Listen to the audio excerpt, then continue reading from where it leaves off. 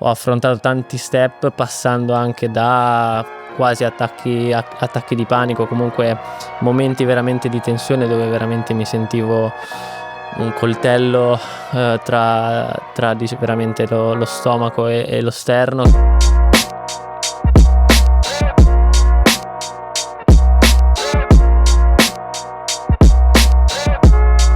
Benvenute e benvenuti a Small Talk, un podcast che mette al centro due microfoni, una foto della giovane età e una chiacchierata senza filtri. L'ospite di oggi, ve lo svelo dopo avervi ovviamente chiesto come sempre di iscrivervi al canale, di attivare la campanella e poi ci potete seguire anche su Spotify e su Amazon Music.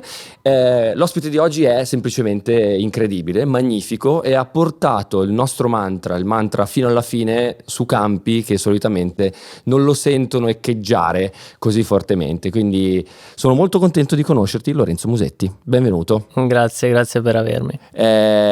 Innanzitutto io ve lo dico, adesso mi prendo un minuto per dirvi che Lorenzo Musetti mi ha regalato, oltre che a tantissime emozioni, diciamo, in questi giorni torinesi, anche la possibilità di vedere il campo d'allenamento con i ragazzi. Grazie, senza di te non sarebbe stato possibile. Quindi... grazie a voi per avermi ospitato. Per me è sempre stato un sogno comunque venire qua e conoscere un po' i ragazzi, il mister. Ho trovato una super disponibilità, nell'aprire anche magari stanze segrete ovviamente della squadra. Ci tengo a ringraziare Mattia Perin, che è stato un po' il cicerone di questa guida, quindi davvero mi sono trovato a casa e spero ovviamente di poterci tornare, magari con qualche trofeo in più, speriamo. Esatto. Senti, com'è Torino per te? Come ti trovi in questa città che ormai ti ha accompagnato non soltanto nel tuo credo calcistico, ma anche in episodi della tua carriera da sportivo importanti? Ma devo dire la verità che Torino è un ambiente veramente, direi, ideale per uno sportivo, perché si respira comunque la passione per lo sport. Ora ovviamente nel mio caso nel tennis, però c'è tantissima cultura sportiva, quindi la gente sa stare al suo posto, sa tifare nel momento giusto. Ho trovato un ambiente bellissimo durante queste settimane delle finals, e devo dire che anche la vittoria che c'è stata contro De Minaur è stato determinante, il pubblico e l'energia che mi ha dato, perché io arrivavo da delle settimane veramente impegnative, quindi avevo bisogno un po' di energia esterna, e devo dire che lo stadio, il pubblico, tutta la Inalpi Arena mi ha fatto veramente sentire a casa. La cosa incredibile è che ho visto in questa, diciamo, oretta che abbiamo passato assieme fra training center, centro di allenamento e la spa e la piscina, tutta questa meraviglia dedicata al calcio, e che tutti ti hanno chiesto: sei stanco? È una domanda che ti hanno fatto in tanti, perché effettivamente abbiamo visto che hai dato tutto, no? In questi giorni abbiamo visto anche che ti portavi dietro una condizione fisica non ottimale, e anche, diciamo, c'è una componente non del tutto laterale, che è quella del momento dal punto di vista, diciamo, biografico che stai vivendo. Insomma, è un agglomerato di emozioni importante, stai per diventare papà un'altra volta, quindi tutto questo, insomma, da gestire è una cosa, come si dice. Sì, sicuramente sono arrivato qua rincorrendo un po' queste finals. Era stato l'obiettivo che mi ero posto sin da metà stagione, e diciamo qualche infortunio forse ha fatto sì che il percorso diventasse un po' più burrascoso, specialmente negli ultimi mesi. E poi, come giustamente citavi, il fatto comunque di avere una situazione comunque abbastanza delicata, che veramente siamo a ridosso del parto, mi ha dato forse però quel senso di maturità e responsabilità in più, il fatto di avere comunque la mia compagna che sta veramente è in procinto di partorire, e devo ringraziarla per capire sempre la mia vita, che sicuramente non è assolutamente facile, e certe volte, anzi quasi sempre, mettere me in prima persona e diciamo in prima luce, anche comunque in una situazione del genere. Certo. Senti, qui a Small Talk abbiamo un rituale.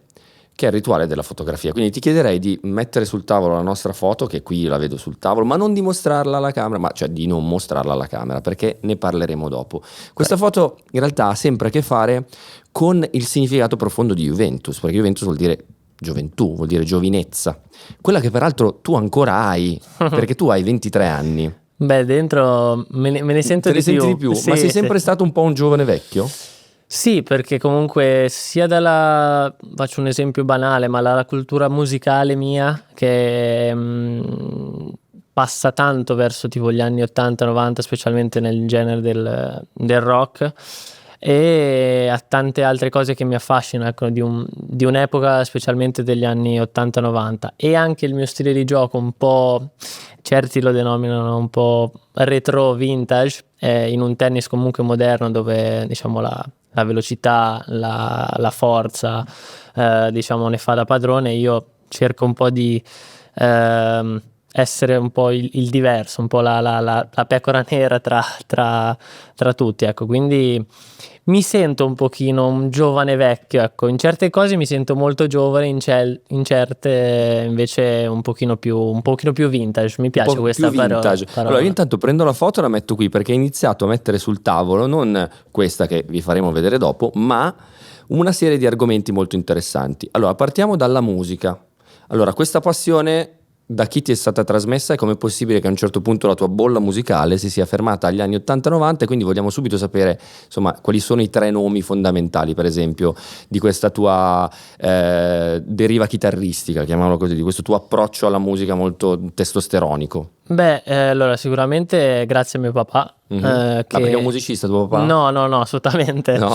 No, assolutamente. Diciamo che mi ha trasmesso 2 passioni, che ovviamente una è quella del tennis, ma non essendo stato un giocatore a livello amatoriale, e una è quella della musica, è sempre stato un fan comunque, lui comunque del 68, quindi ha vissuto, diciamo... Perfetto, la controcultura è esatto, incarnata in quell'anno. E quindi diciamo io sono cresciuto sulla base degli U2, specialmente, poi diciamo mi sono affinato un pochino più io su Linkin Park, mi piaceva molto quel genere lì, e ovviamente poi è difficile, ecco, dare delle preferenze, perché poi ho ampliato molto a livello diciamo culturale tra Pink Floyd, Guns N' Roses, Led Zeppelin, quindi i grandi classici. Sì.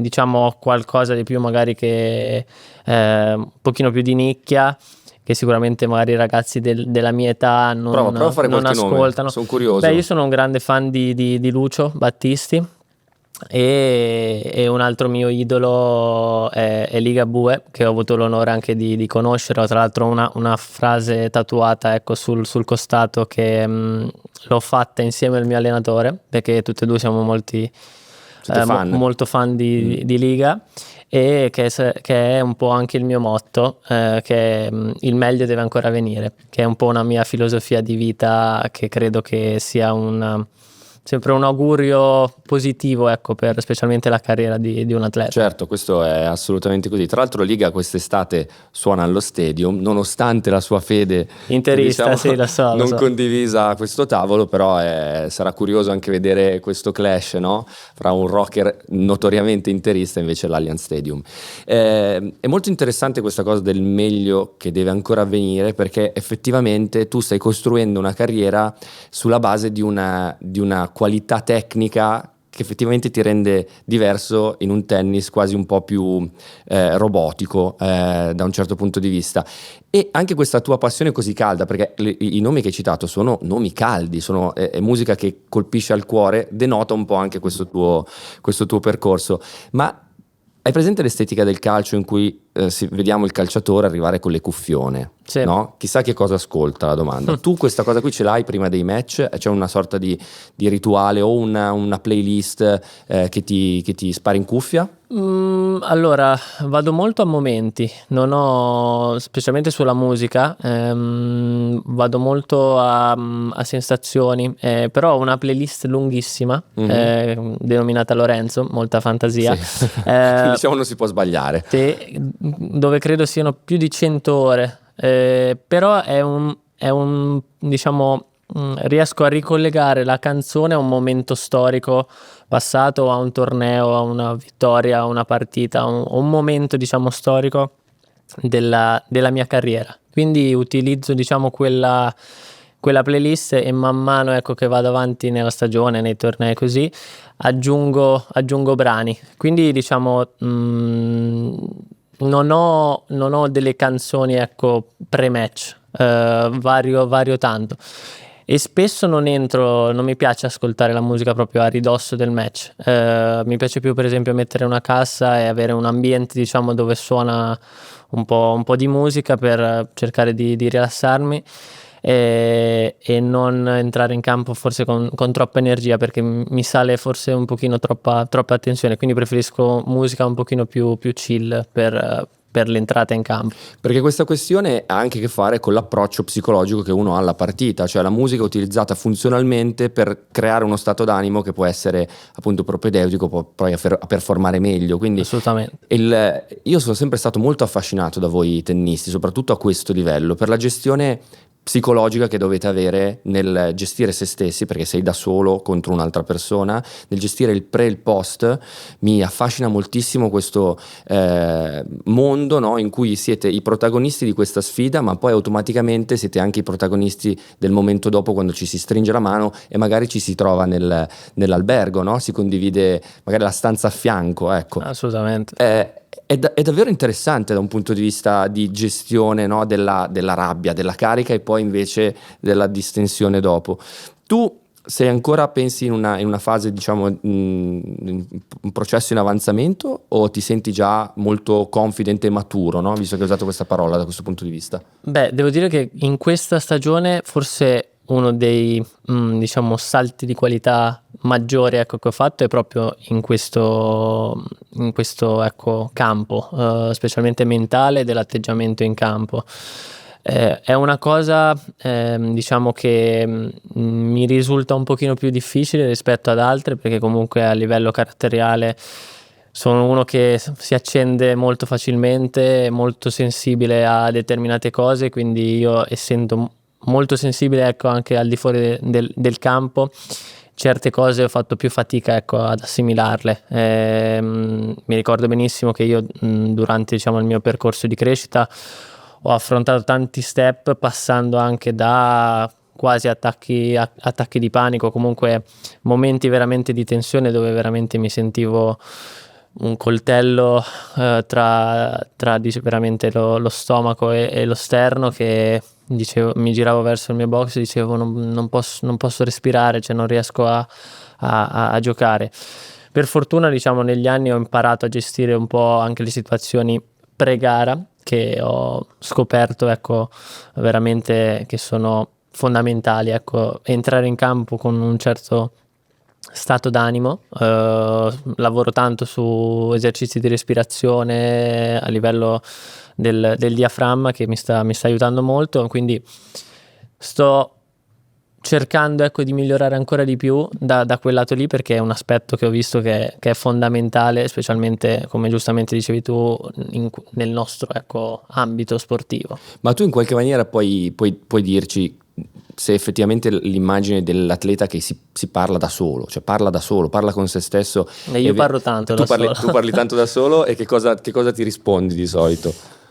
Allora, sono sempre stato molto autocritico nei miei confronti, specialmente in campo, ed è una cosa ovviamente che in tanti, o comunque anche specialmente il mio team diciamo ha sempre visto come una sorta di diciamo autolesionismo, ecco. Cioè, ma un segnale di debolezza intendi proprio? Beh, perché comunque trasmetti sia te stesso comunque cose negative, perché diciamo quello che mi dico solitamente diciamo sono insulti ecco a me stesso, quindi sicuramente non è un imprinting positivo, che è sicuramente quello che serve e necessario in situazioni di difficoltà.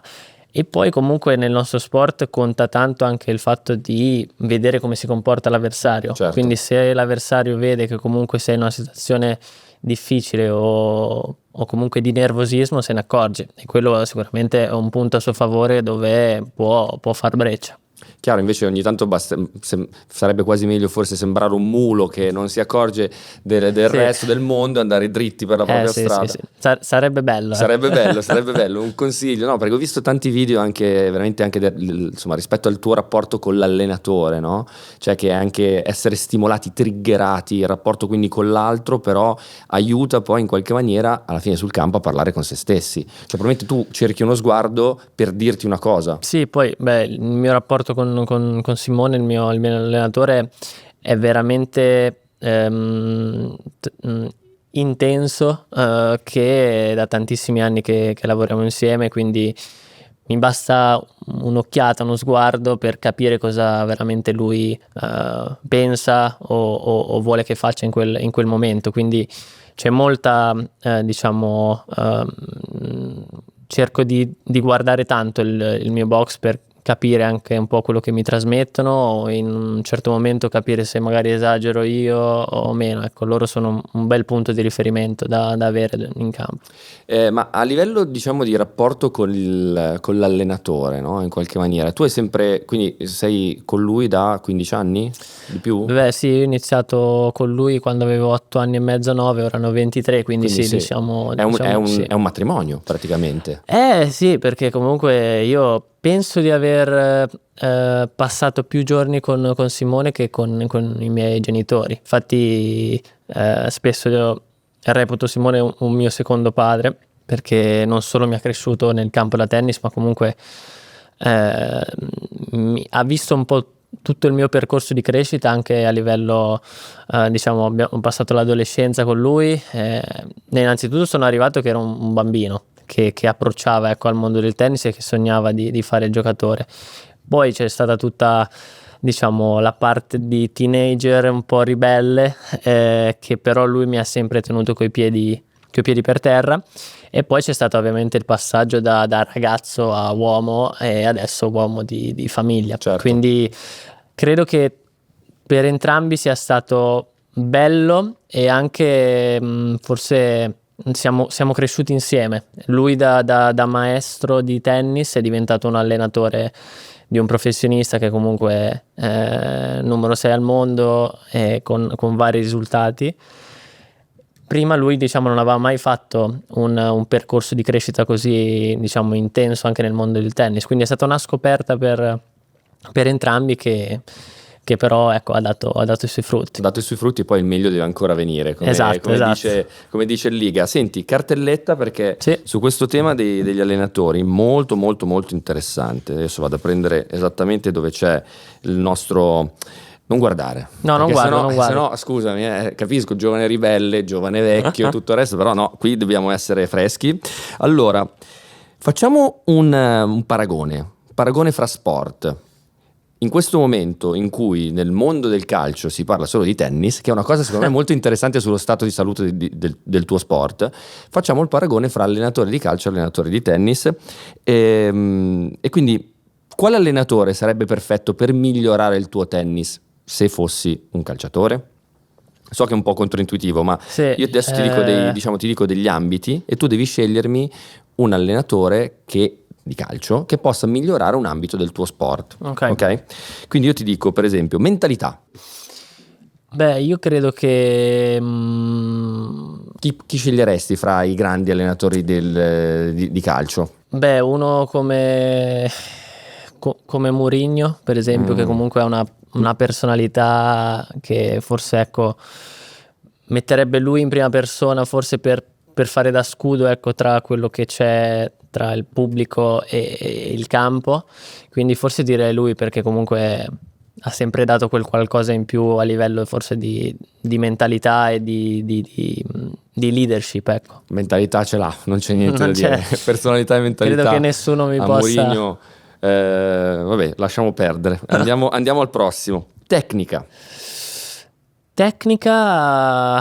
beh, ti direi forse un allenatore magari innovativo che ha portato sempre qualcosa, e credo che forse Mister Spalletti in questo momento, anche per la mia amata Juve, sia l'uomo giusto, ecco, per far quel salto di qualità. Lui che conosce calcio da una vita, credo potrebbe essere quella marcia in più per farmi fare il salto di qualità tecnicamente parlando. C'è una profonda conoscenza dello sport, ma anche una volontà di rinnovarsi e di provare metodi nuovi, no? Per arrivare al risultato. Forma fisica ti direi, io non l'ho conosciuto personalmente, però mi dicevano che Zeman era un bel... Ah sì? I gradoni? Vuoi fare i gradoni? Un bel martello, ecco, a livello fisico, e le sue squadre, ecco, sono sempre state molto prestanti, quindi per nomea, ecco, direi Zeman. È un bel parterre, siamo all'ultimo. È una bella chiamata, una bella chiamata. Tattica, forse qua ti stupisco, io vado di Allegri, che è stato... maestro di tattica Allegri. È cortomuso, poi riprende anche un po' il mio cognome e il mio soprannome, quindi ho avuto l'onore, ecco, di fare una cena insieme, ed è una persona che ti trasmette comunque una certa sensibilità a certe cose, quindi devo dire che proprio lo vedo, ecco, un po' stratega, che comunque analizza molto l'avversario, studia bene i propri giocatori e sa quello che ci vuole per vincere, e per me la filosofia anche del cortomuso è veramente bella. Certo, Allegri da quel punto di vista non c'è niente da dirgli, però io voglio sapere una cosa, cioè cosa vi siete detti a cena, cioè nel senso cosa succede a una cena con Max Allegri? Abbiamo parlato tanto del lato psicologico, perché anche lui comunque affascina molto il tennis, e tra l'altro mi diceva che anche lui si era cimentato un po' proprio nel praticarlo, comunque nella pausa che aveva avuto, ecco, dopo proprio qua, dopo l'esonero, ecco, della Juve, e lui ovviamente mi chiedeva molto, ecco, dal lato mentale, come approcciavo magari determinati momenti di alcune situazioni. Poi ovviamente avevamo fatto riferimento a qualche partita, per esempio qualche partita importante tipo quella con Alcaraz in semifinale a Roland Garros, ed era molto curioso, ecco, di questo aspetto qua, e ovviamente lui faceva delle connessioni un po', ecco, anche col mondo calcistico. Certo, vabbè, insomma, ci fermiamo lì perché io immagino che qualche risata sarà partita, volevo entrare più nel mondo aneddotico. Tra toscani. Esatto, perché come un Carrarino, come vede un livornese? Pensa che la Carrarese è gemellata col Pisa. Ok, quindi siamo proprio nemici storici. Siamo nemici, però diciamo a livello di toscanità, ecco, in generale, forse Carrara è la meno toscana. Ma tu anche l'accento non ce l'hai? Non ho accento, ecco, diciamo fiorentino, comunque marcato, ma perché comunque nelle nostre parti è molto... Siamo al confine con la Liguria, e poi io ho passato tantissimo tempo comunque alla Spezia, certo, dove era, diciamo, casa, ecco, del mio allenatore, e quindi sono sempre stato un ibrido. Poi io ho fatto comunque, sono tesserato al Park Tennis Club di Genova da tantissimo, che mi hanno adottato ovviamente, quindi ho anche Genova nel cuore. Quindi sono sempre stato un po' un ibrido. Torniamo un attimo a Carrara, perché tu fino a quando alla fine hai vissuto Carrara? Da bambino, ecco, fino a che età senti di essere stato un carrarino doc inserito nel contesto della tua comunità? Sicuramente la ricollego un po' all'ambito scolastico. Io fino alla prima liceo sono stato a Carrara, poi ho iniziato, ecco, ad andare al centro tecnico a Tirrenia, al centro, diciamo, olimpico e nazionale della federazione, dove iniziai un percorso, diciamo, paritario, mezzo privato, ecco, con la scuola, e quindi da lì in poi mi sono un attimo staccato, però diciamo la prima, ecco, valigia e veramente andato via di casa è stato all'età di 18 anni. Mi sono trasferito a Monte Carlo.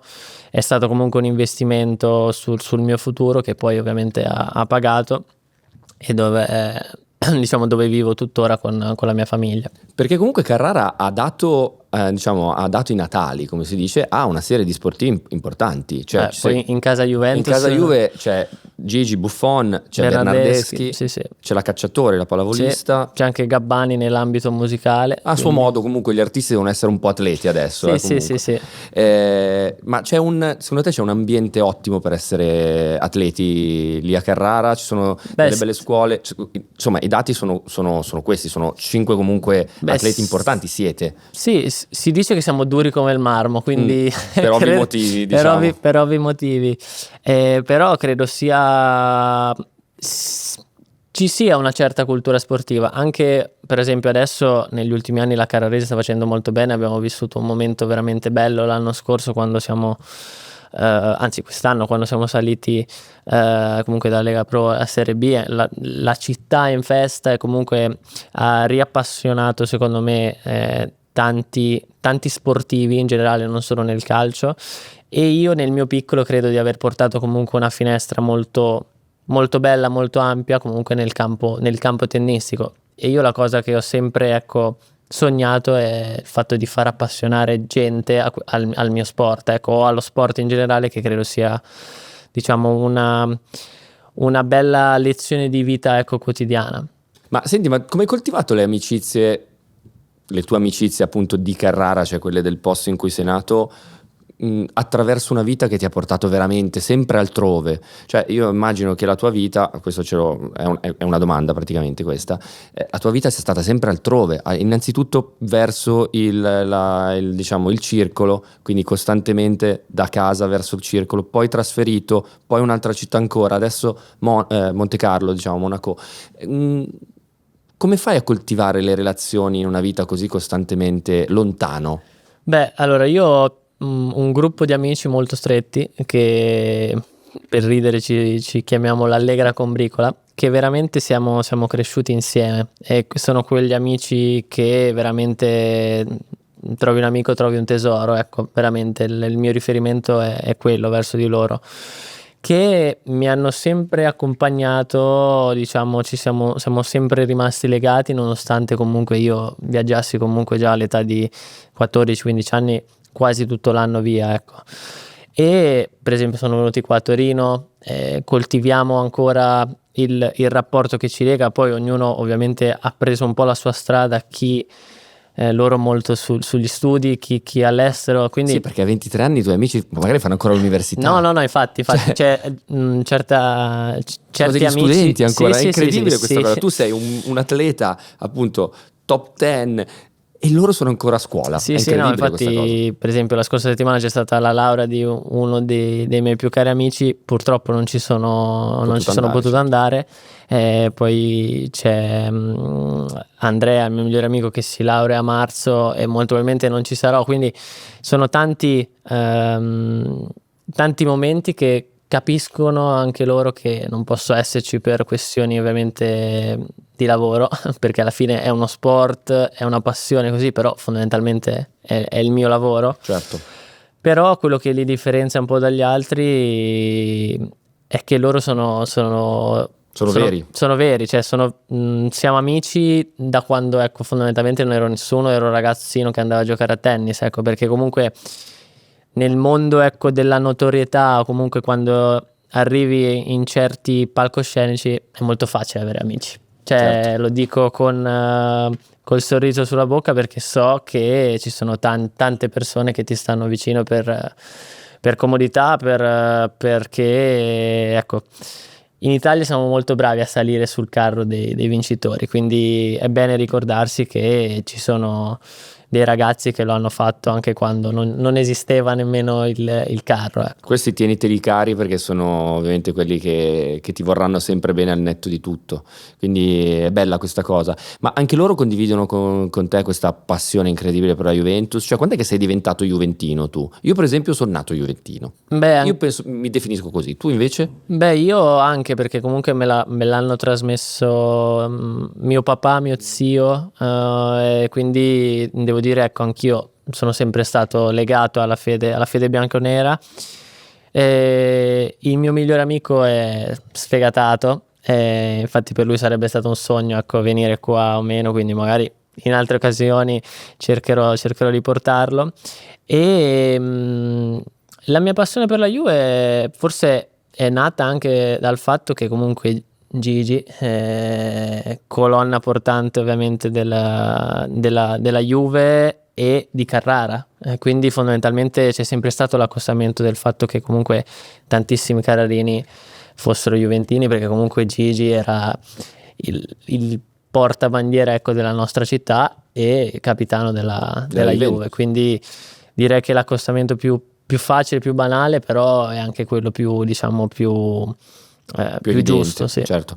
Mi viene in mente una frase di Gigi che ho visto, sai, quando scrolli impunemente Sì. e gli algoritmi ti fanno arrivare al fine dei contenuti che in qualche maniera però penso che descrivono bene il tuo rapporto con Gigi Buffon come faro della juventinità a Carrara, che è la tua città, e anche quell'essere di marmo, che poi si ricollega all'approccio psicologico allo sport. Lui dice, durante una partita, credo contro la Regina, racconta di a un certo punto avere una sorta di blackout, di non sentirsi al suo posto durante il riscaldamento e di voler andare via. Allora a quel punto lì, e qui torna il tema del parlarsi, l'atleta si parla. Poi Gigi lo vedi anche nella prossemica, sì, che ogni tanto si vede proprio che si parla, no? Me lo ricordo quando giocava.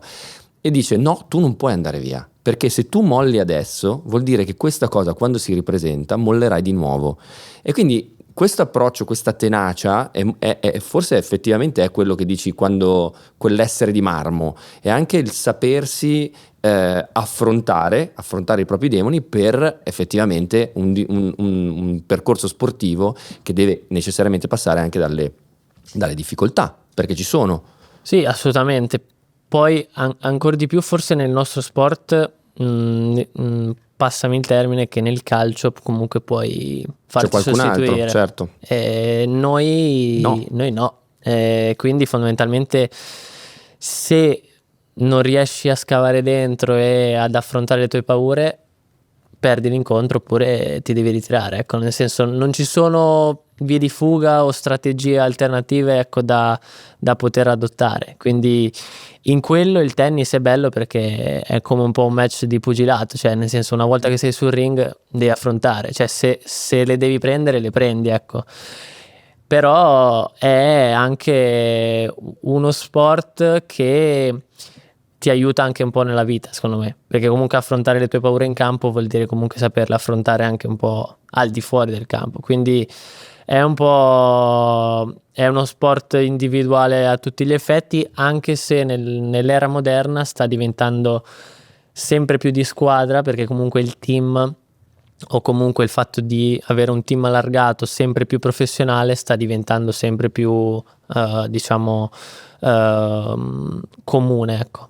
Ma hai citato prima il team, e ti chiedo se nel tuo team c'è qualcuno che ti aiuta a gestire i social, per esempio, al netto della parte sportiva. C'è. O se fai da solo, come vivi questa componente, diciamo? Un po' e un po', diciamo c'è una ragazza che mi dà una mano, però non è ecco sempre lì presente, quindi per adesso diciamo tutto quello che hai visto sui social è roba tua, è abbastanza roba mia. Ma ti piace o ti annoia? Allora, da un punto di vista pratico mi piace, è ovvio che però in certe situazioni è difficile gestirlo, perché comunque ci sono tante cose da cui pensare, da partire dal fatto che comunque magari anche io stesso non posso avere i contenuti che magari un videomaker o una persona che si occupa di social ha e fa, ecco, non posso essere il videomaker di me stesso, certo. Quindi a volte ho mancanza magari di contenuti, però diciamo in palcoscenici importanti ho sempre, diciamo, chi mi dà una mano, quindi quello è buono, e credo che negli ultimi anni un po' il mio profilo sia cresciuto, ecco, certo. anche da quel punto di vista lì. Beh, ormai sei molto noto, e quindi automaticamente anche questa gestione della tua comunicazione, di quello che racconti di te o quello che vuoi far uscire o non vuoi far uscire è sicuramente una componente anche forse della tua performance, perché io non so quanto possiate essere impermeabili a quello che accade nel mondo là fuori, cioè a quello che dicono di voi, per esempio. Cioè tu quanto subisci quello che viene detto di te, posto che secondo me è una reputation, come si dice, reputation molto alta, cioè la gente ti vuole bene comunque. No, ma io onestamente ricevo tanto affetto, ecco, dal mondo, ecco, dei miei tifosi, del social o degli stimatori, ecco, di tennis in generale. Però come ben sai ovviamente non si può piacere a tutti, e ovviamente purtroppo certa gente è molto meschina, perché io capisco, ecco, il fatto di non piacere a livello tennistico, a livello umano, di carattere, così, però poi quando si sfocia in insulti, minacce o cose così, ecco, quello non vedo tanto il senso, ecco. Specialmente perché poi ricade tanto anche magari sulla mia compagna, che riceve magari mail o messaggi veramente, veramente brutti su comunque la famiglia, che secondo me è un lato, ecco, che è veramente untouchable. E quindi questa cosa qua mi ha fatto purtroppo eliminare tipo i commenti Quindi hai tolto i commenti per evitare delle questo. persone che non seguo, purtroppo, dico purtroppo perché ci sarebbe tanta gente che comunque ecco, vorrebbe commentare positivamente o comunque spronarmi in momenti di difficoltà, però onestamente non voglio più rivivere quelle sensazioni comunque dove prendo solo insulti. Purtroppo nel nostro sport c'è tantissima gente che scommette, e quindi comunque la gente pensa che perdi perché ti vendi le partite o cose del genere, quindi c'è tantissima gente che ci va giù pesante, quindi non ho voglia e nemmeno tempo, ecco, per distrarmi, ecco, su queste cose. È una domanda, forse non so se tu anagraficamente sia indicato per rispondere, ma secondo te questa grossa esposizione che il tennis sta avendo, che comunque forse è la golden age questa del tennis italiano in qualche maniera, Beh, direi sicuramente senza andare troppo indietro, sì, allo sì, stato nell'era dei moderna fatti. sì. Ecco, questa grossa esposizione sta cambiando il pubblico? Cioè tu noti che ci siano più randomici, più casual che si affacciano a questo sport e che dunque si portano dietro anche la loro incompetenza? Beh, da un lato sì, ma è il bello di avere un pubblico più vasto. più vasto. Diciamo che ovviamente adesso al bar Se ne si incomincia a parla. parlare anche di tennis, e quindi come tutti quando gioca la nazionale sono tutti mister, sono tutti allenatori della nazionale, e adesso stiamo diventando tutti maestri di tennis, Sì. che sono sempre stati appassionati di tennis e che ovviamente danno consiglio, comunque cercano, ecco, di dire la loro, anche se magari veramente non hanno mai preso una racchetta in mano, quindi i consigli o comunque il fatto di parlare di tennis purtroppo sfocia anche un po' in questo, nel fatto comunque un po' anche a volte forse nell'ignoranza della gente, o come dicevo prima, magari la gente non ha tanta cultura sportiva ma si affaccia a questo mondo e pensa, ecco, di poter dire qualsiasi cosa. È come se io domani incominciassi a parlare di calcio. Sì, ovvio, da tifoso potrei dire qualcosa, ma può riferirsi solo a un lato, ecco, del tifoso, ecco, del fatto di poter magari spronare la squadra o un dispiacere legato a una partita, però non mi permetterei mai, nemmeno da sportivo, di dare consigli tecnici, tattici o mentali, quelli che siano, perché non è una cosa che mi appartiene, non è uno sport dove sento, ecco, di poter parlare. È ovvio, però se mi tocchi poi il mio di sport, Certo. allora ecco, lì penso di poterne capire Qualcosina, qualcosa, ecco. giusto qualcosina. No, è vero, questa cosa qui comunque è incredibile. Infatti mi immagino, diciamo, tutti voi, facciamo così, seduti a un tavolo, tu, Sinner, Berrettini, Sonego, Cobolli, seduti a un grande tavolo, festa di Natale, che a un certo punto vi guardate e vi dite: ragazzi, ma che cosa stiamo combinando? Cioè, che cosa sta succedendo? Questo è uno shift non solo sportivo, culturale. Sì, Cioè, sì, che sì. si sia aperto uno spazio così importante attorno a questo sport è sicuramente merito vostro. Sì, beh, io aggiungerei tanto anche Jasmine, Paolini e Sara Errani, che stanno facendo, diciamo, nella Sì, mi ero limitato ovviamente sì, alla alla parte parte maschile, però anche per esempio il percorso che sta facendo Jasmine è bellissimo, e comunque col suo sorriso, con la sua, diciamo, grinta, perché comunque è una ragazza sempre col sorriso, però comunque molto grintosa in campo, quindi secondo me ha portato anche un pubblico femminile importante, specialmente di ragazzine e di bambine che si approcciano, ecco, a questo mondo. Però devo dire che dalla nostra parte anche il fatto di aver condiviso e aver vinto 2 volte la Davis di fila è qualcosa che ha segnato l'Italia, perché è ovvio che forse magari non ha l'importanza di un mondiale, perché comunque non si gioca ogni 4 anni, si gioca tutti gli anni, però per noi veramente vincere la Davis era qualcosa che dici, cavolo, ho vinto la Davis. Cioè, è davvero alzare l'insalatiera famosa, è qualcosa che uno sogna da bambino, ecco. Certo. Faccio questo paragone con il mondo della musica, parlando con un importante manager di importanti artisti.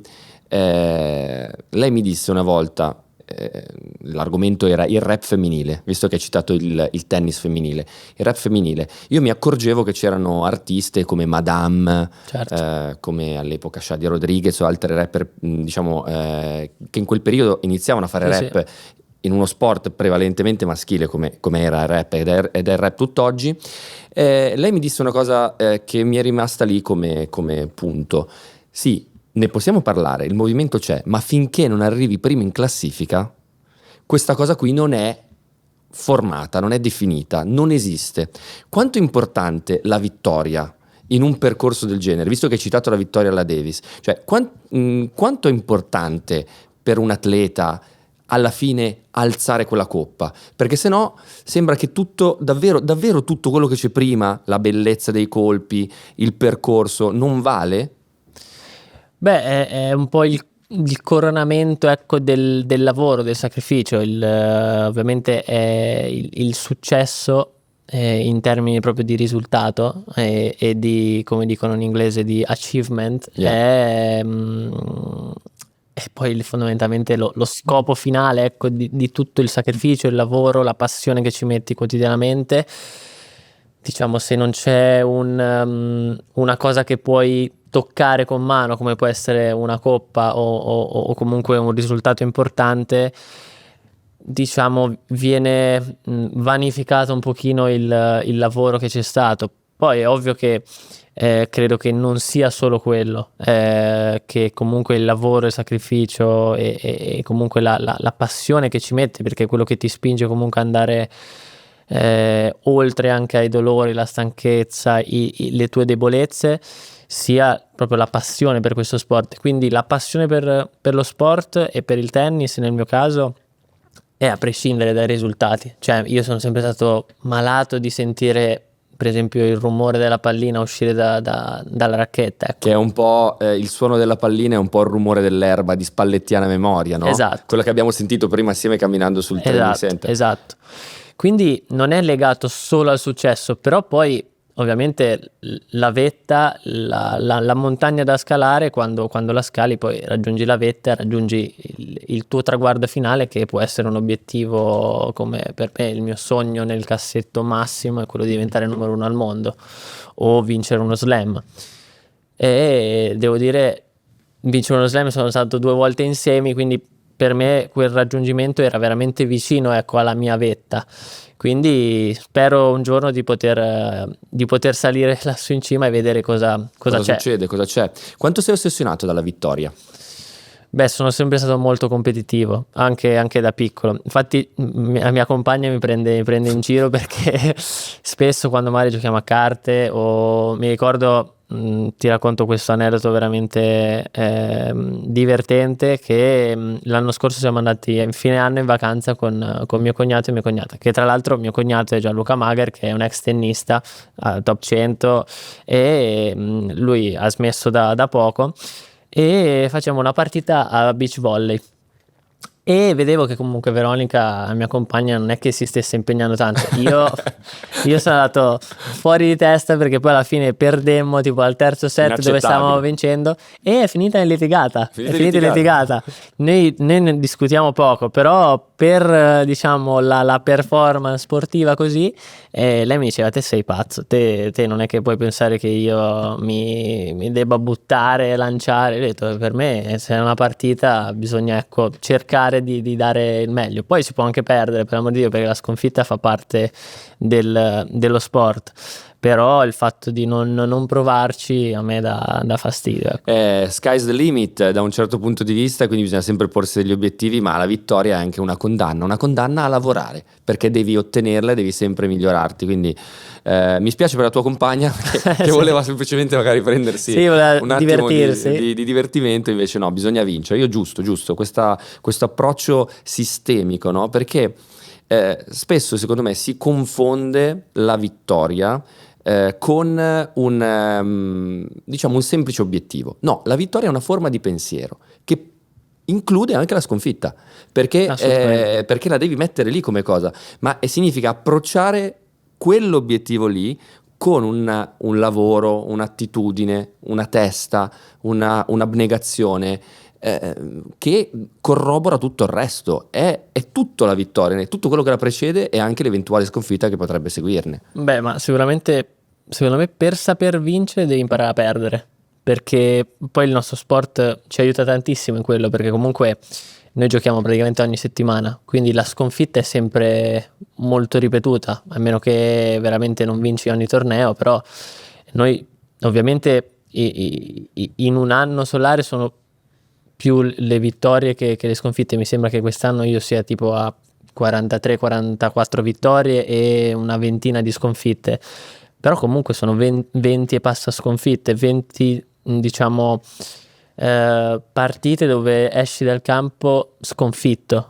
Tu come la gestisci? Cosa succede Beh, dentro di te dopo una sconfitta? Beh, dipende Dalla dipende sconfitta. tanto dal tipo e da come avviene, ecco, la sconfitta. Ci sono certe partite dove comunque è molto facile cadere in una sorta di spirale negativa, ecco. Perché comunque anche il tennis è fatto molto di fiducia, di feeling, specialmente con la pallina, nel nostro caso. Quindi ti dico che ci sono state sconfitte veramente, veramente pesanti, che mi hanno anche fatto pensare per un briciolo di secondo di dire: ma smetto. Cioè, nel senso, non voglio più provare questa sensazione. Poi però ovviamente la passione, il fatto di... Ovviamente sono pensieri Poi ovviamente a passa. caldo. Poi passa, perché comunque c'è la voglia di rifarti, di rivivere comunque le sensazioni invece di una vittoria come può essere quella dell'altra sera qua alle finals, che ovviamente ti cade il mondo addosso e ti senti, ecco, un po' venerato, ecco, per quello che hai mostrato in campo. Quindi c'è, come come in tutti gli sport, c'è il fatto di vincere, di essere portato in alto, e il fatto di perdere e di, diciamo, cadere un po' in quella spirale un po' del perdente, ecco. Ma mi chiedo, e penso visto che ormai siamo diventati un popolo di fan del tennis, ce lo chiediamo un po' tutti, che cosa sia essere tennisti del tuo livello, cioè un livello altissimo, in un momento in cui ci sono Sinner e Alcaraz. Cioè ha a che fare con la vittoria e la sconfitta, perché c'è sempre l'opportunità di batterli, ed è successo. C'è sempre anche l'opportunità di prenderle, Certo. altrettanto. Quindi come trovi il tuo posto nel mondo all'interno di questo scacchiere? Beh, sicuramente quest'anno ho fatto dei passi in avanti per avvicinarmi, ecco, al loro livello, che in questo momento devo dire la verità che Yannick e Carlos sono uno scalino sopra un po' a tutti. E credo che sia anche ben meritato, cioè lo dimostrano ogni volta, ecco, è quella la loro forza. La cosa bella della loro rivalità è che sono due giocatori completamente opposti. Yannick è veramente forse un Djokovic 2.0, perché comunque è la reincarnazione un po' di un Novak più moderno, dove colpisce più forte, è ancora forse più aggressivo, si muove, ricorda tanto le movenze di Djokovic. Mentre Carlos è un ragazzo magari più talentuoso, gioca di più in campo, è più artista, e nel suo essere artista è forse apprezzato anche il fatto che abbia degli alti e bassi, cioè nel senso lui può esprimere un tennis forse secondo me il migliore, Celestiale. ecco, però in quello può risultare magari a volte meno efficace di un Yannick, che invece lui è Rullo. rullo compressore dalla mattina alla sera, e credo che Yannick lo ha dimostrato. È veramente difficile, forse impossibile, che perda con un avversario diciamo inferiore di livello. Mentre Carlos a volte ce li ha quei momenti dove è successo anche a Parigi prima di venire qua, che perse comunque un match con Norrie un po' inaspettato, e secondo me ecco è proprio il bello, ecco, della loro rivalità. Però speriamo, ecco, di avvicinarci. Però è stato bellissimo perché Musetti ha raccontato Sinner, Musetti ha raccontato Alcaraz, adesso proviamo a fare Musetti che racconta Musetti.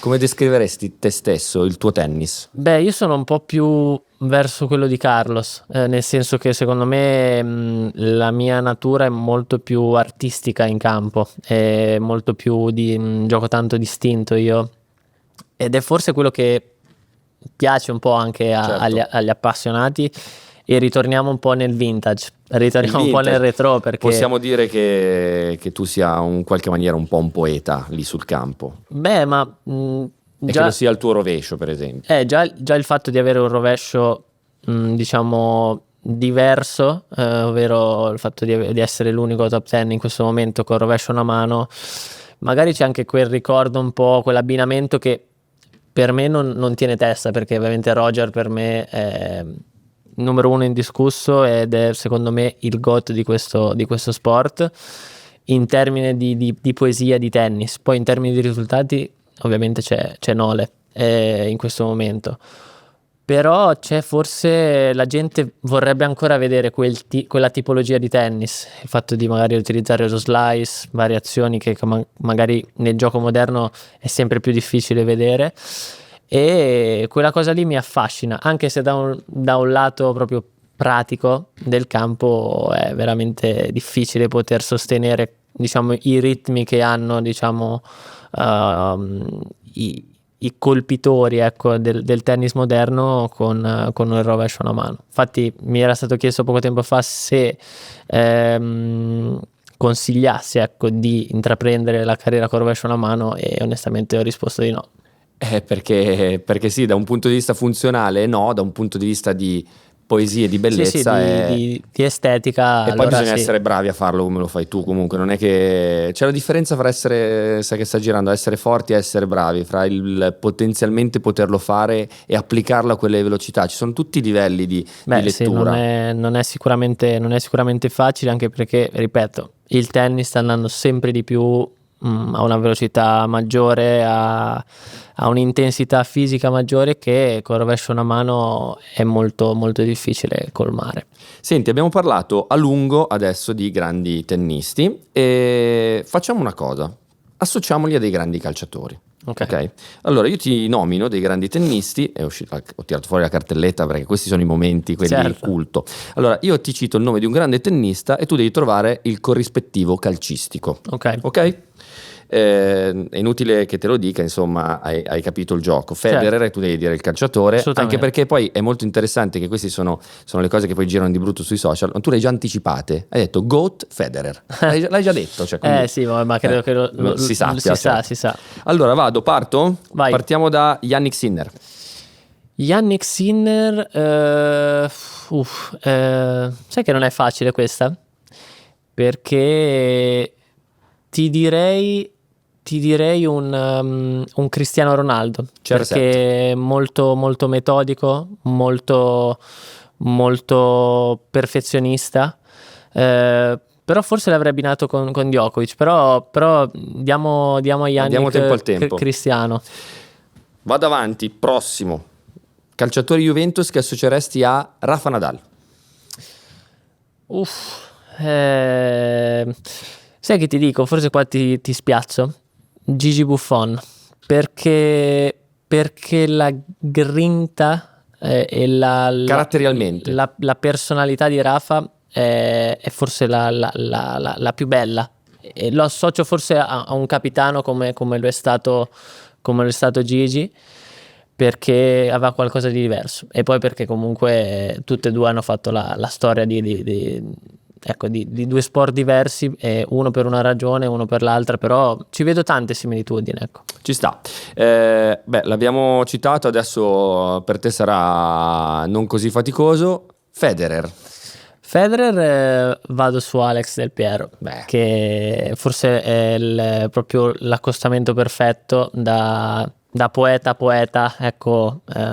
Credo che sia, ecco, veramente facile un po' questa scelta qua, forse anche banale, però ti direi Roger, ecco. Icone. Sì.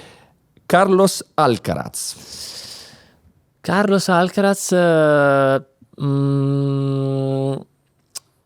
ti direi un artista del centrocampo come un Zinedine Zidane. Molto. Io avrei detto un Roberto Baggio, non so perché. Roberto Baggio, ci sta, è una bella chiamata, assolutamente. Però Zidane forse lo vedo più come forse Carlos, molto diciamo che inventa tanto, che disegna, ecco. Poi comunque al centrocampo un ruolo che comunque smista la palla, lo vedo molta, ecco, similitudine in quello, quindi anche a livello di personalità un giocatore che giocava sempre testa alta, e Carlos comunque è molto forte anche da quel lato lì, cioè nel senso, se lui prende una decisione di fare qualcosa la prende con molta autorità, ecco, non si fa tanti problemi, quindi la mia scelta è stata basata anche un po' su questo. Ci sta, è perfetto. Djokovic adesso mi trovo in difficoltà, perché ovviamente avrei forse collegato Cristiano, che l'ho collegato a Yannick.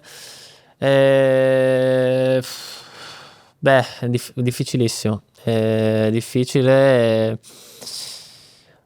Chi era un giocatore maniacale comunque che ha segnato veramente tanto? Forse, tu hai citato prima Baggio. A livello di comunque pallone d'oro, a livello di risultati, forse non c'è secondo me tanta similitudine, perché comunque Baggio forse interpreta più un calcio fantasista, esatto. Anche un ruolo che è difficile da collocare ormai nel campo. Esatto. Però a livello di risultati, a livello di quello che ha ottenuto come fama, come leggenda, forse in quello si può accostare bene, perché comunque Nole, chapeau, specialmente dal lato di risultati, è certo. quello impressionante. È una chiamata, capisco, perché effettivamente anche a livello generazionale Djokovic e CR7 erano comunque molto abbastanza vicini, però vabbè, ormai blind ranking è difficile. Alexander Zverev, allora, lui è un giocatore che fortissimo, sempre stato molto costante, però non ha mai fatto quella, cioè il fatto anche di non aver mai vinto uno slam, di non aver mai riuscito comunque a raggiungere la prima posizione, quindi ti direi forse un Dybala, che per varie cose, forse Paolo un po' per infortuni e varie cose, non è mai riuscito forse a esprimere completamente il suo talento, quindi, però grande qualità, però no, fortissimo, certo, ecco. Fortissimo. Matteo Berrettini, sai chi mi ricorda Matteo? Questa è una bella chiamata. Trezeguet, cioè, uno che comunque, ma a livello fisico, anche a livello fisico, che sono alti entrambi. bella stazza, però un bel martello, cioè uno che comunque è deciso, intelligente, che comunque molto presente, molto legato comunque alla squadra in ogni caso. Quindi ti direi Trezeguet. Poi me la stai chiamando Bomberone. Sì. Bomberone. Sì. Bomberone. Andre Agassi,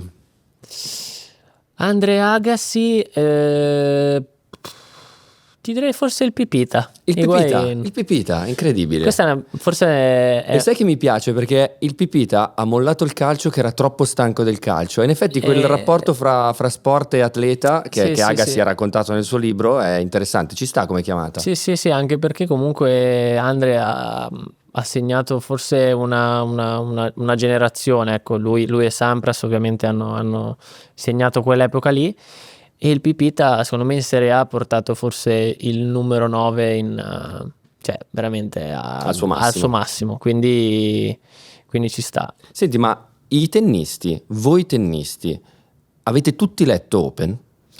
Sai che io l'ho iniziato, ma a parte non sono un grande fan nel leggere, purtroppo, lo dico con rammarico.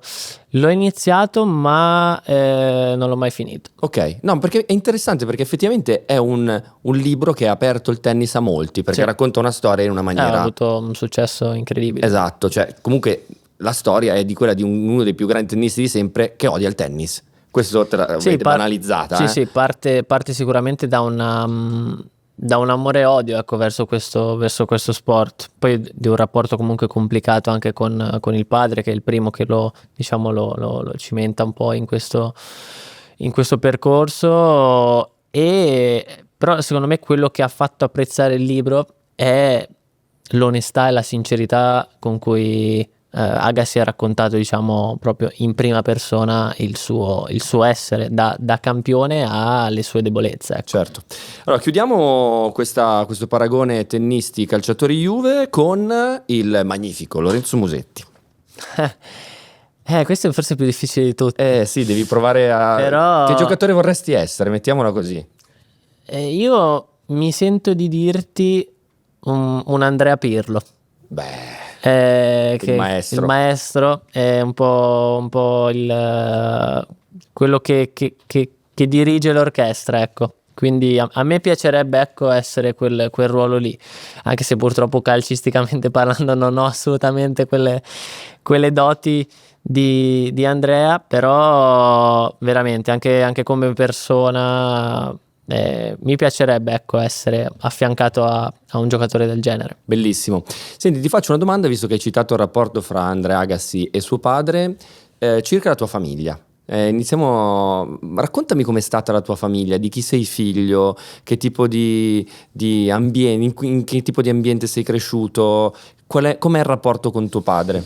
Beh, allora, mio papà e la mia famiglia in generale sono persone molto, molto umili, vengono comunque da una situazione molto modesta, dei lavoratori, che ovviamente hanno sempre coltivato delle passioni, come nel caso di mio papà gli è sempre piaciuto il tennis e l'ha sempre coltivato a livello amatoriale, e infatti è stato proprio lui che mi ha regalato la mia prima racchettina all'età di 4 anni, e iniziai a giocare nello scantinato di mia nonna, che poi questo scantinato tra virgolette è diventato famoso perché io l'ho sempre citato, e devo dire che la mia famiglia l'ho sempre ringraziata, l'ho sempre messa al primo posto, perché hanno fatto tantissimi sacrifici. Mia mamma, per portarmi comunque ad allenarmi, lei lavorava part time e comunque il pomeriggio stava tutto il giorno a Spezia, che comunque sono una circa quarantina di minuti di macchina, ed mi ha fatto da taxi driver per Anni. tantissimi anni, e comunque anche a livello economico sono stati fatti tanti sacrifici da parte della famiglia in generale, perché comunque il tennis è uno sport che costa, il fatto di viaggiare o meno, quindi per fortuna sono stato bravo io a farmi notare, diciamo, a ricevere i primi sponsor che hanno potuto comunque alleggerire un po' le spese, ecco, della mia famiglia. Però senza di loro non so se ce l'avrei fatta, onestamente. Fa sempre parte del team. Senti, ma a proposito di questo, le tue origini, il fatto di aver guadagnato sul campo quello che oggi hai e di averlo ottenuto anche grazie all'impegno e alla dedizione che i tuoi genitori ti hanno dedicato, ti ha regalato oggi la più grande forse qualità di tutte, che è quella di avere un rapporto sereno con i soldi? Cioè, qual è il tuo rapporto con i soldi? Ma allora, derivando proprio da una famiglia così modesta, diciamo, ho assistito a due, diciamo, situazioni, specialmente Certo. economicamente parlando. È ovvio che secondo me, se arrivi da una situazione dove comunque hai un certo tipo di educazione, specialmente anche proprio parlando di soldi, di risparmi, di investimenti anche sul futuro, credo che sempre affiancato da comunque da persone che ti aiutano, riesci a gestire bene anche il fatto comunque di arricchirti, ecco. Però non è la mia priorità, onestamente. Non è la mia priorità perché credo che i soldi, ovvio, è una componente importante per stare bene, specialmente per la salute, in questo caso della mia famiglia, e perché vorrei regalare un futuro più che roseo ai miei figli. Però cioè, vorrei trasmettere il messaggio che non è tutto. Cioè, la felicità, secondo me, non deriva dal fatto di avere tanti soldi, ecco, nel conto corrente, ecco. La felicità, secondo me, si tratta più di momenti, di situazioni, ecco, che si devono creare, e io sono molto legato ai valori, ai legami proprio anche familiari, ma ai legami anche del mio team. Infatti, se vedi, diciamo, il rapporto che ho con il mio team, sono tutti rapporti di lunga durata, dove comunque si instaura un rapporto E lo si porta avanti. e lo si porta avanti con molta dedizione e rispetto, ecco. Certo, ma senti, ma ai tuoi figli hai già dato la maglietta, cioè ai tuoi figli, uno per adesso, ma hai già dato la maglietta della Juventus? Cioè, gli hai già insegnato qual è la strada giusta a livello di tifo calcistico o No, è troppo presto? È un po' troppo presto, perché comunque siamo 1 anno e mezzo e fa fatica ancora a capire. Però se ci sarà l'occasione, il momento, secondo me tra qualche anno, che comunque incomincerà a capire di più, secondo me la cosa migliore da fare è portarlo allo stadio. Portarlo allo stadio. Tu quando è la prima volta che sei venuto a vedere una partita della Juventus dal vivo? Magari non sei venuto a Torino, ma sei andato da qualche altra parte, in qualche altro stadio. Ti ricordi la prima partita live vista della Juve? Purtroppo la mia è stata tardi, perché per un discorso di sport non sono mai riuscito a conciliare le date, e quindi ero stato invitato dalla Juve a vedere, ahimè, una partita che infatti il debutto non è stato fortunato. no, è stata un ottavo o quarto di finale, se non erro, Juve-Ajax. Ajax. Mi ricordo La ricordo. che avevamo pareggiato ad Ajax e perdemmo qua con giocatori che comunque, devo dire che quell'Ajax mi impressionò. Che Era infatti capitano poi, De Ligt. esatto, che poi l'anno dopo prendemmo De Ligt, ma c'era Neres, mi ricordo De Jong che poi andò, Squadrone, sì, che poi squadrone. andò al Barcellona, quindi veramente rimasi impressionato da quell'Ajax, onestamente. Certo, ma poi ecco, chiudendo sul tema della vittoria e della sconfitta, la Juve è una squadra che ha vinto tantissimo, ma quante finali abbiamo visto perdere? Quindi questo ci cementa, no? Ecco, anche questo è importante. Senti, parliamo ancora di Juventus un attimo, facciamo blind ranking. Okay. Allora, sono 10 nomi, 1, 2, 3, 4, 5, 6, 7, 8, 9, 10. Sono 10 nomi che tu devi posizionare, appunto dall'1 al 10. Io ti dico 10 calciatori della Juve. Bravo. Esatto, devi essere bravo. Prendo la penna perché me li segno, così almeno non ci sbagliamo. Io ti dico un nome, ovviamente non sai quello che verrà detto dopo, quindi mettilo in questa chart nelle varie posizioni. Partiamo da il tuo carrarino preferito, Gigi Buffon. Onestamente non voglio guardare perché li vedo i nomi. Lo so, scusa, hai ragione. Quindi ce n'è uno in mente che è al primo posto, ecco. Ok. Quindi ti dico secondo posto, Gigi. Secondo. Del Piero. Era lui È già il primo. che aspettavo, sì. Sì.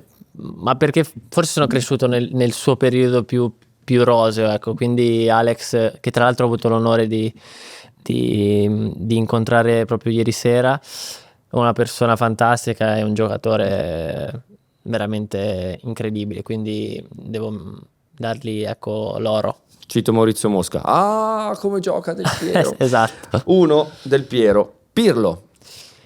Devo calcolare un po', secondo me. Devi giocarti, cioè Sì. il podio è fatto, manca la terza posizione, quindi occhio, perché dopo ne arrivano anche altri belli tosti. Dico quarto posto. Quarto posto per Pirlo. Chiellini. Beh, Chiello è difficile questa, perché comunque qua entra proprio la mia juventinità, perché comunque capitano e colonna portante della nostra difesa per tantissimi anni. Dico quinto posto, ma solo perché Ci sta. vedo, Vuoi tenerti... voglio tenermi un terzo posto che forse può arrivare. Adesso arriva uno dei miei preferiti, Carlitos Tevez. Beh, la Pash fortissimo e tra l'altro ha fatto benissimo secondo me qua alla Juve, però ecco, visto che comunque sono 10 giocatori, sono tanti, e in questo momento lo metto al sesto posto. CR7. Lo sapevo che arrivava qualcuno sì, di ovvio. pesante. Io sono sempre stato più Ronaldo che Messi, Ok. nonostante diciamo la mia vena artistica, sul calcio più Ronaldo che Messi. Cioè, ovviamente più Pelé che Maradona anche? È un'epoca che non ho vissuto, certo. quindi mi risulta veramente difficile giudicare, però apprezzo moltissimo Cristiano onestamente, e quindi forse si prende lui il terzo posto. Terzo posto. Ma non sarà contento, non l'hai messo al primo, quindi... Lo so, però forse capirà che a livello di Juventus forse Alex è più iconico. Più iconico, ecco. Marchisio. Claudio è il principino, è juventino per eccellenza, adesso mi è rimasto il settimo? Sì, adesso sono adesso altri. sono tutti andare in giù, infatti sarà un disastro ovviamente. Sì. Vabbè, sì. Mettiamo 7? Dai, 7. Sì, tanto ormai è andata. È andata, tanto è blind, dai. Nedved? Vabbè, anche lui ha segnato un'epoca. Però cavolo, l'hai fatta cattiva questa sì, 10, certo. cioè, è difficilissima. Ovviamente ti dico ottavo posto, ma perché siamo andati a cascare così, sì, però non pallone d'oro e vabbè, non meriterebbe assolutamente, ecco. Bremer. Ho avuto l'onore di conoscerlo, tra l'altro credo sia venuto anche a qualche partita, un bravissimo ragazzo, una colonna portante in questo momento della nostra difesa, che purtroppo sta vivendo un periodo un po' difficile a livello di infortuni, però non so che mi arriverà dopo, quindi dagli il 9. Gli do il 9, dai. Dai il 9, anche perché l'ultimo secondo me va bene anche così. Ildiz. Non puoi che dargli quella, che è la sua. È la sua. Te l'ho tenuta lì apposta. È la sua, però non se lo merita, perché questa stagione, ma già anche in passato ha fatto vedere di essere giovane, ma veramente un capitano senza fascia, non so come dire. È veramente un ragazzo che a parte mi sembra un bravissimo ragazzo, molto serio, molto professionale, e poi un talento veramente incredibile da tenere stretto. Gli diamo la 10, dai, gli diamo la 10, ma metaforicamente, ecco. Anche perché fra te e lui c'è un po' il tema del predestinato. Tu sei il predestinato e Kenan è il nostro predestinato. Sì. Ti senti affine in qualche maniera a Kenan Ildiz? Beh, un pochino su quel tema lì, del fatto comunque del Golden Boy, un pochino sì, perché comunque io sono sempre stato un po' circondato un po' da questa nomea, del fatto di essere predestinato o meno, che non so se sia stato un bene o no onestamente, quindi nel suo caso cercherei di alleggerirgli, ecco, tutte le aspettative possibili, anche se ovviamente il suo talento è evidente, nessuno può dire il contrario, quindi gli auguro proprio di essere forte dentro per poter dimostrare con i fatti come sta facendo veramente nei grandi risultati. Poter brillare come una stella, visto che Kenan vuol dire proprio stella, tra l'altro. Sì. Senti, io metto giù la cartelletta perché siamo arrivati alla fine di questa bellissima chiacchierata, di cui già ti ringrazio, e il nostro rituale prevede che tu in questo momento ci mostri la foto che hai portato. Prego, vediamo questa foto di un piccolo muso, di un musettino. Sì. Un musettino. Ci racconti chi eri qui? Chi eri, cosa stavi facendo, che cosa sognavi? Guarda, qua... falla vedere alla camera così la vediamo mentre ne parli. Qua È la prima volta che forse disputo un torneo internazionale, che infatti si vede il Lemon Ball a Roma, che è uno dei primi tornei diciamo internazionali, però comunque under 10, under 12, under 14, under 16 e credo finisse under 16. E comunque è la prima volta che mi sono messo un po' in luce, perché diciamo c'erano tutti i più forti italiani, più comunque anche europei e anche comunque gente al di fuori, ecco, nel mondo. Quindi è stata forse la prima competizione, diciamo, internazionale fatta e vinta under 10. Poi feci una finale comunque gli anni dopo, però la prima volta che partecipai vinsi, ed è storicamente famoso per la coppa con i limoni, ovviamente. Certo. Il Lemon Ball, tratto un po' dal più famoso Orange Ball, che invece è coppa con le arance in America, che ecco, giocai anche quello. E beh, il ritratto forse di un bambino con un sogno, ecco. Che è lo stesso sogno di adesso, tra l'altro. Che è lo stesso sogno di adesso. Questo è bellissimo. Che speriamo, ecco, si avveri, ecco. Allora facciamo una cosa, questa è la penna. Sì. Il Lorenzo Musetti di oggi, che messaggio manderebbe a Lorenzo Musetti, undicenne? Sì, o di 10-11 anni. 10-11 anni, quindi sì. 13-14 anni fa. Che cosa gli scriveresti? Devo scriverlo? Sì. E prima lo scrivi, poi lo leggiamo. Ok. Quindi ti seguiamo mentre per @smalltalk mandi un messaggio al Musettino.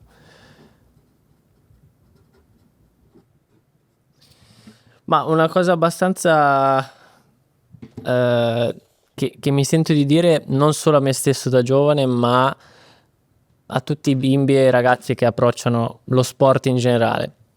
Io ho scritto: caro Lorenzo, divertiti sempre e comunque, perché credo che sia fondamentale il divertimento anche nel quotidiano e in generale, perché la vita ti porta sempre a cercare di perfezionarti, di spingerti al massimo, però secondo me fatto con divertimento è tutto più bello. È tutto più bello, è una goduria migliore. Direi che è un messaggio importantissimo che prendo anch'io, perché è sempre bello, è stato divertente, è stato anche intenso, e io ti ringrazio, Lorenzo, è stata una Grazie bellissima mille a chiacchierata, voi. però chiudiamo nella maniera più giusta, fino alla fine. Fino alla fine. Grazie.